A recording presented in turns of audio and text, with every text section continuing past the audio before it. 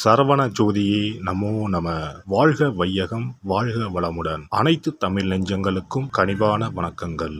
எதிலும் விவேகத்துடன் செயல்படும் மீனராசி அன்பர்களே, இதுவரை குடும்பஸ்தானமான 2ஆம் ராசியில் இருந்து வந்த குரு பகவான் சித்திரை மாதம் 18ஆம் நாள் முதல் சகோதர ஸ்தானமான 3ஆம் வீட்டில் சஞ்சாரம் செய்ய இருக்கின்றார்.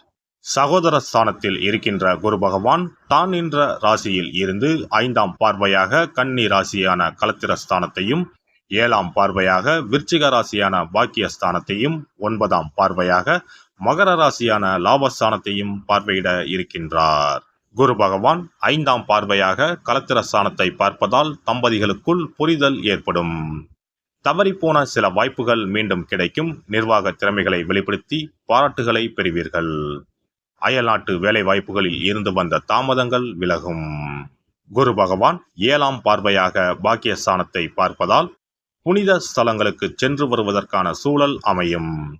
தன வரவுகளின் மூலம் பணப்புழக்கம் அதிகரிக்கும். மருத்துவம் தொடர்பான துறைகளில் புதிய வாய்ப்புகள் கிடைக்கும். வழக்கு சார்ந்த சில நுணுக்கமான விஷயங்களை புரிந்து கொள்வீர்கள். குரு பகவான் 9ஆம் பார்வையாக லாபஸ்தானத்தை பார்ப்பதால் மனதளவில் இருந்து வந்த கவலைகள் குறையும். எதிர்பார்த்த சில விஷயங்கள் கைகூடி வரும். நிபுணர்களின் ஆலோசனைகளால் வியாபாரத்தில் லாபத்தை மேம்படுத்துவீர்கள். உடல் ஆரோக்கிய பிரச்சனைகள் நீங்கி புத்துணர்ச்சி அடைவீர்கள். கௌரவ பொறுப்புகளால் வெளிவட்டாரத்தில் செல்வாக்கு அதிகரிக்கும். குரு பகவான் சகோதர ஸ்தானத்தில் நிற்பதால் பூர்வீக சொத்துக்களை விருப்பத்திற்கு ஏற்ப மாற்றி அமைப்பீர்கள். உடன் பிறந்தவர்களிடத்தில் அனுசரித்து நடந்து கொள்ளவும், எதிலும் திட்டமிட்டு செயல்படுவது எதிர்பார்ப்புகளை நிறைவேற்றும். எதிர்பாராத சில உதவிகளால் கடன் சார்ந்த நெருக்கடிகள் குறையும். மனதிற்கு நெருக்கமானவர்களின் வழியில் மகிழ்ச்சியான சூழல் அமையும். மறைமுக தடைகளை வெற்றி கொள்வீர்கள். குரு பகவானின் நட்சத்திர சஞ்சார பலன்கள்.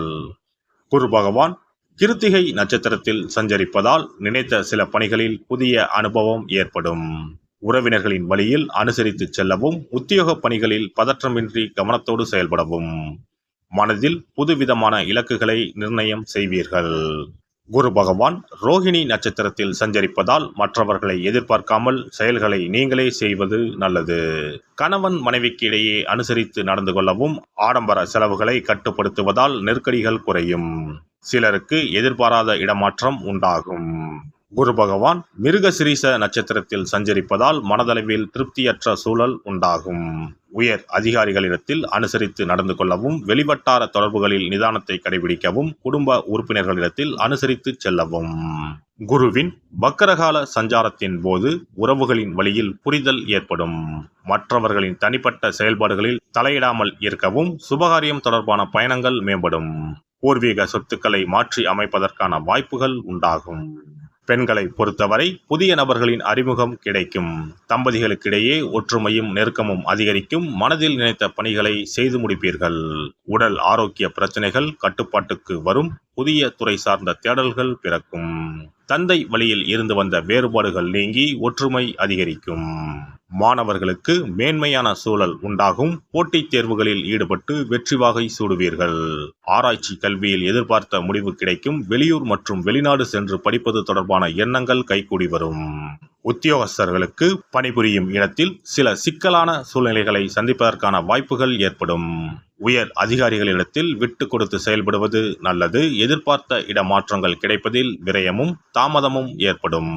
வேலை மாற்றம் தொடர்பான செயல்களில் சிந்தித்து செயல்படுவது நல்லது. வியாபாரிகளை பொறுத்தவரை வியாபாரம் நிமித்தமான அலைச்சல்கள் அதிகரிக்கும். கூட்டாளிகளிடத்தில் அனுசரித்து செல்வது நல்லது. எதையும் சமாளிக்கும் மனப்பக்குவத்தால் போட்டிகளை வெற்றி கொள்வீர்கள். மறைமுக தடைகளால் கிடைக்க வேண்டிய சில வாய்ப்புகள் தாமதமாக கிடைக்கும். அரசு வழியில் எதிர்பார்த்த உதவிகள் சாதகமாக அமையும். கலைத்துறையில் இருப்பவர்களுக்கு அனுகூலமான சூழல் உண்டாகும். உடன் இருப்பவர்களின் ஒத்துழைப்பால் புதிய வாய்ப்புகள் கிடைக்கும். மூத்த கலைஞர்களின் ஆலோசனைகள் நல்ல மாற்றத்தை ஏற்படுத்தும். திறமைக்கு உண்டான பாராட்டுகளும் மதிப்புகளும் கிடைக்கும். அரசியல்வாதிகளுக்கு கட்சி தொடர்பான பயணங்கள் அதிகரிக்கும். உயர்மட்ட அதிகாரிகளின் எண்ணங்களை புரிந்து கொள்வீர்கள். வரவுகளில் இருந்து வந்த தாமதங்கள் விலகும். குடும்பத்தில் உள்ளவர்கள் இடையே ஒத்துழைப்பு கிடைக்கும். நடைபெற இருக்கின்ற குரு பெயர்ச்சியால் உயர் அதிகாரிகளின் ஒத்துழைப்பாலும் சேமிப்புகளின் மூலமாகவும் முன்னேற்றத்தை உருவாக்குவீர்கள். புதிய தொழில்நுட்பம் சார்ந்த விஷயங்களில் சற்று கவனத்தோடு இருப்பது பயனற்ற விரயங்களை தவிர்க்கும். வெள்ளிக்கிழமை தோறும் மகாலட்சுமியை வழிபாடு செய்து வர முயற்சிகளில் இருந்து வந்த தடைகளும் மனக்குழப்பமும் நீங்கி தெளிவுகள் பிறக்கும். இனி குரு பகவானின் அருளை பெறுவதற்கு வியாழக்கிழமையில் எப்படி விரதம் இருக்க வேண்டும் என்பதனை பற்றி காண்போம். குரு பகவானின் அருள் இருந்தால்தான் வாழ்வில் மங்கள காரியங்கள் தடையின்றி நடந்து கொண்டே இருக்கும். இவரின் அருளை பரிபூர்ணமாக பெற வேண்டும் என்றால் அவருக்குரிய வியாழக்கிழமையில் விரதம் இருந்தாலே போதும். குரு பகவானுக்குரிய விரதத்தை கடைபிடிக்க நினைப்பவர்கள் சுக்கிலபட்சம் எனப்படும் வளர்பிறையில் வரும் வியாழக்கிழமைகளில் இந்த விரதத்தை இருக்கலாம். ஒரு வருடத்தில் தொடர்ந்து 16 வளர்பிறை வியாழக்கிழமைகள் வரும். இந்த நாட்களில் விரதம் இருந்தால் எண்ணற்ற பலன்கள் கிடைக்கும். 3 ஆண்டு காலம் இந்த விரதத்தை கடைபிடித்தால் குரு பகவானின் பூரண அருள் வாழ்நாள் முழுவதும் கிடைக்கும். வியாழக்கிழமை விரதம் இருக்கும் முறை. வியாழக்கிழமை அன்று அதிகாலையில் எழுந்து குளித்து மஞ்சள் நிற ஆடை அணிந்து உறுதியாக விரதம் இருக்க வேண்டும். அருகில் உள்ள கோவிலின் நவகிரக சன்னதிக்கு சென்று குரு பகவானுக்கு சந்தனம், மஞ்சள் போன்றவற்றை கொண்டு அபிஷேகம் செய்ய வேண்டும். பிறகு குங்குமப்பூ கலந்த பசும்பாலை கொண்டு குரு பகவானுக்கு அபிஷேகம் செய்து வழிபட வேண்டும். மஞ்சள் நிற பூக்கள் சாற்றி மஞ்சள் நிற இனிப்புகளை நைவேத்தியம் செய்து வழிபட வேண்டும். மாலை நேரத்தில் மஞ்சள் நிற இனிப்புகள், ஆடைகள் போன்றவற்றை வறுமை நிலையில் இருப்பவர்களுக்கு தானமளிப்பது நல்லது. இரவில் உப்பு சேர்க்காத உணவை சமைத்து சாப்பிட்டு வியாழக்கிழமை விரதத்தை நிறைவு செய்யலாம். குரு பகவானை வழிபடும் முறை. குரு பகவானுக்கு தேங்காய் எண்ணெய், நல்லெண்ணெய், நெய் ஆகிய 3ஐயும் கலந்து விளக்கேற்ற வேண்டும். குரு பகவானுக்கு ஏற்றப்படும் விளக்குகளின் எண்ணிக்கை 11 அல்லது 21ஆக இருப்பது சிறந்தது. குரு பகவானுக்கு பிடித்த மலர்கள் முல்லை, மல்லிகை. ஆகையால் அவருக்கு முல்லை அல்லது மல்லிகை மாலையை அணிவித்து கொண்டை கடலையை படைத்து வழிபடுவது சிறந்தது.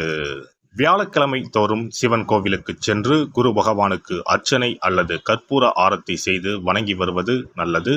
ஆலயங்களில் நவகிரக மூர்த்திகளிடையே உள்ள குருவுக்கு வியாழன் அன்று கொண்டை கடலை மாலை சாற்றி முல்லைப்பூ, சாமந்திப்பூ மற்றும் மஞ்சள் நிற மலர்களால் அர்ச்சித்து வழிபடுவது நன்மை தரும். வியாழக்கிழமை தோறும் கொண்டை கடலை, சுண்டல், மஞ்சள் வாழைப்பழம், தேன், சர்க்கரை, கற்கண்டு மற்றும் இதர இனிப்பு பொருட்கள் இவற்றில் ஏதேனும் ஒன்றை நைவேத்தியமாக படைத்து வழிபட வேண்டும். குரு பகவானுக்குரிய வளர்பிறை வியாழக்கிழமை விரதத்தை முறையாக மேற்கொள்பவர்களுக்கு வாழ்வில் பல யோகங்கள் ஏற்படும். சரியான காலத்தில் திருமணம் நடக்கும். ஜாதகத்தில் குரு கிரக தோஷம் இருப்பவர்கள் இந்த விரதத்தை கடைபிடித்தால் தோஷங்கள் நீங்கும்.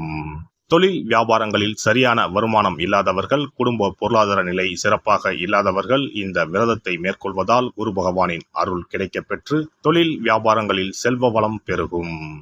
எல்லாம் வல்ல இறையருளால் நீங்களும் உங்கள் அன்பு குடும்பமும் உடல் நலம், நீலாயுள், நிறை செல்வம், உயர் புகழ், மெய்ஞானம் ஓங்கி வாழ்க வளமுடன்.